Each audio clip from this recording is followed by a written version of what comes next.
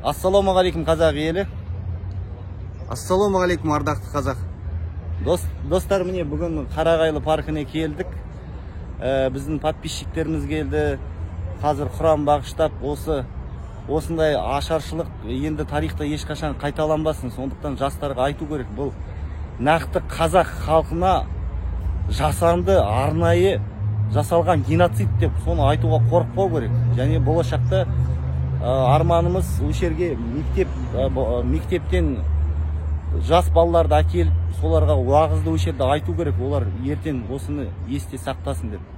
Және де тағы айта кететін нәрсе, бұны жаңа Қуат бауырымыз айтқандай геноцид ретінде ғана қарамай, жалпы мұны ұлттық трагедия ретінде қарау керек.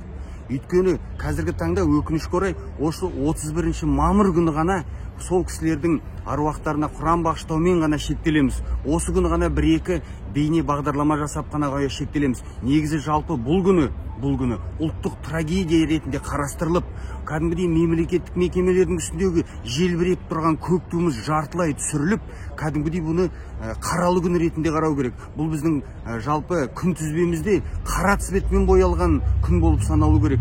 Және де бұл қазақ тарихындағы қайталанбас жағдай болу үшін қазіргі жастар осы ұлттық трагедия туралы барлық шындықты білу керек. Бұның бастамасын елбасымыздың Нұрсұлтан Назарбаевтың қолдауымен және де қазіргі президентіміз Тоқаевтың жағынан қолдау тауып жатқан жағдай бар, бірақ дегенмен де бұл өте аз нәрсе. Бұны әрбір мектепте, әрбір мекемеде міндетті түрде айтылу керек. Мысалы, жаңа жылдан 1000 есе артық тұратын мейрам бұл. Сондықтан да бүгін жалпы қазақ халқы, қазақ өкілі, Қазақстан халқы бір-біріне аза тұтып, бір-біріне көңіл айтатын күн. Сондықтан да мен өз басымнан барлық қазақ халқына көңіл айтам. Бұндай ұлттық трагедия тарихымызда енді қайталанбасын, ағайын. Иә, достар, енді осылай блогерлер бір-бірімен дос болып, бір-бірінің артынан өсек айтпай, бізде Қазақстанда өте көп. Сондықтан осылай қазақ бір-біріне дос болу керек. Ол бөтен біреуге қалай айтады, батыр болу керек, бір-біріне емес. Сондықтан біз жас болсақ та, бірақ бір-бірімізге былай өсек айтпай, бір-бірімізді қызғанбай, достығымызды білдіріп, қазақ еліне сәлем айтамыз. Тағы да бір айта кететін дүние, қазіргі таңда көптеген азаматтар мына ел мен жер деген ұғымды бөліп жүр. Тіл мен ел мен жерді бөліп жүр. Бірақ менің айта кететін дүнием, жер болмаса ел қаңғыбас болады, қаңғыбас елге ел кімге керек? Тіл болмаса ел болмайды. Сондықтан да жер, тіл, ұлт деген нәрселер ажыралмас нәрсе.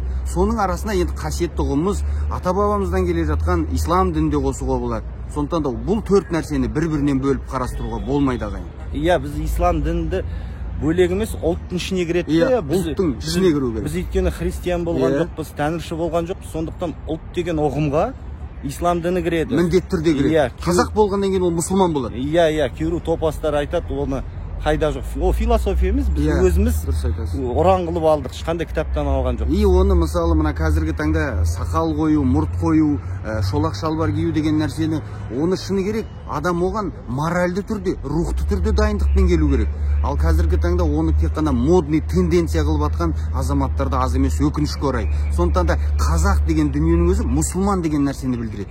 Қазақ туылған кезде біздің ата-бабамыз, бізді әке-шешеміз бізді сүндеттеудің өзі мұсылмандыққа өткізудің нәрсесі. Азан шақырып атыңды қойған кезде, сүндеттеген кезде соның өзі мұсылмандықтың ең бірінші белгісі.